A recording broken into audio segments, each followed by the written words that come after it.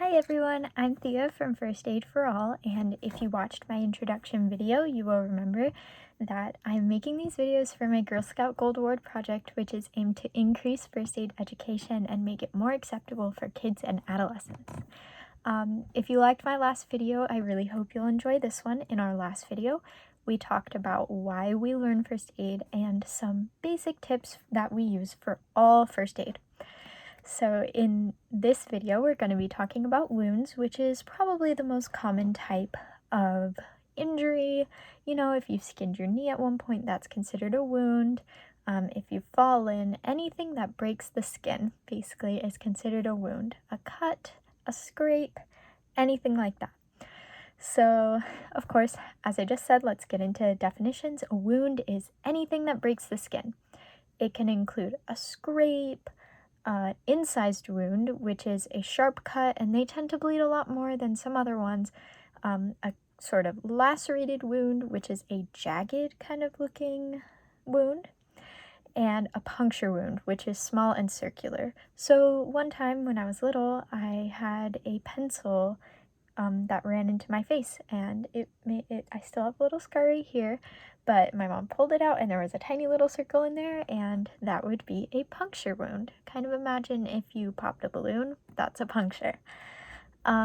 So some prevention, how to make sure you don't get a wound, is to keep sharp objects away and be real careful when you're handling anything sharp or anything like glass or anything that's sort of a tool, power tool, anything like that. And of course, when you're running, make sure there's nothing to trip on and just try to be extra careful. So wounds in themselves are not usually a problem. It's what happens with the germs in the outside world. Germs want to get into your body any way they can. So what we're told, during flu season, or especially right now with COVID-19, is germs can enter through your nose, through your eyes, ears, mouth, and all that. Well, germs can also get in if we have little cuts and scrapes around our body, because there are little holes in our body that go straight in there. So we need to be really careful when we get a wound to make sure it's extra clean and to make sure no germs can get in there. But if germs do get in there, some signs that you might be sick are a fever, or if it hurts when you press it really bad, if it's warm and red. So yeah, just make sure to keep an eye out for that and try to just make sure you're extra clean and all that when you get a wound. So we have two types of wounds that can happen: wounds that aren't bleeding a lot and wounds that are bleeding a lot. So like I said, puncture wounds and incised wounds tend to bleed a lot more than just abrasions like scrapes and stuff like that. So when we have wounds that aren't bleeding a lot, they're not usually concerning, but if you can help someone out, you should still do it. So make sure that you always wash your hands with soap and water before you touch someone's wound or your own wound, or you can use hand sanitizer. Make sure the wound is nice and clean using soap and water, and apply any sort of sterile dressing on it. So sterile dressing is just anything clean that will cover the wound, so gauze or bandages, anything like that. And also make sure you don't cough on the wound or rub it, and that will help from not getting those germs in there. Okay? Great. So for wounds that are bleeding a little more, it can be really scary. If it's bleeding so much that you can't stop it, always make sure that you call 911 and you get someone with an ambulance to come to you very quickly. After calling 911, then make sure to apply as much pressure as you can to that area. Pressure is kind of when you push down on something real hard, and we do that because it makes sure not as much blood goes to that area, and that can make sure the person doesn't bleed as much. This is really important because blood loss can actually be really dangerous, and sometimes it even causes people to pass away. So it's really important that we keep blood in their body and call 911 as fast as possible to get them to a hospital. If a wound is severe, it can cause someone's blood pressure to drop. Blood pressure is basically the pressure of the blood traveling through your body.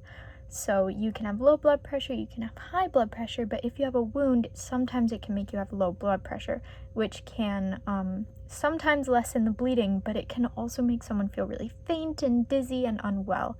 So always make sure you lie them down so they're safe and so they don't faint, and always be on the lookout to see if they have low blood pressure, because it may lessen the bleeding, but it doesn't mean that their injury is any less dangerous.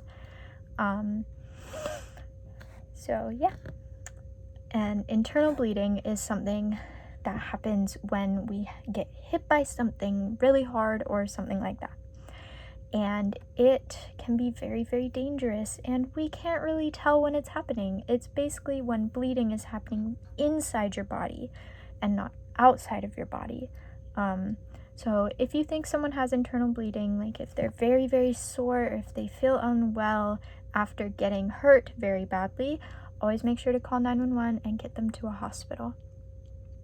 Now, something that we've probably all experienced is a nosebleed, and that can actually happen from a wound inside of your nose.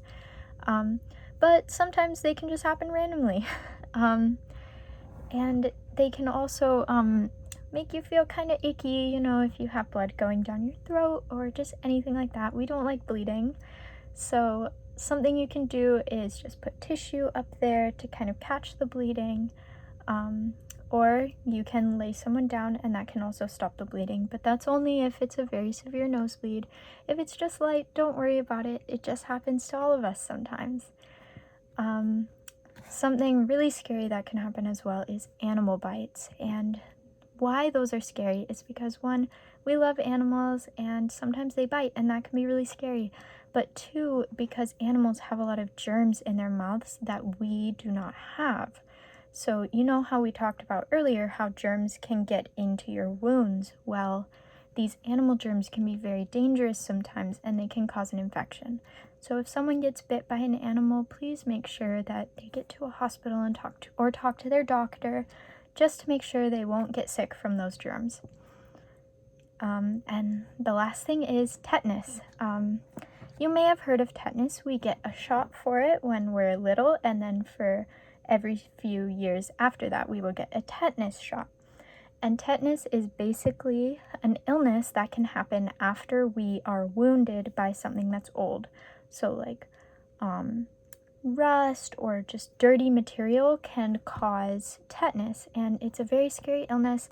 So always make sure you go to the doctor after you get cut by something that's dirty or old, so your doctor can check it out and make sure if you need another tetanus shot. So yeah, that's all for today's video on wounds. Next video we'll be talking about shock, and I really hope you enjoyed this video and learned something from it. Please let me know in the comments if you did. I really want to know if my project is helping people. Thank you so much, and have a great rest of your day. Bye!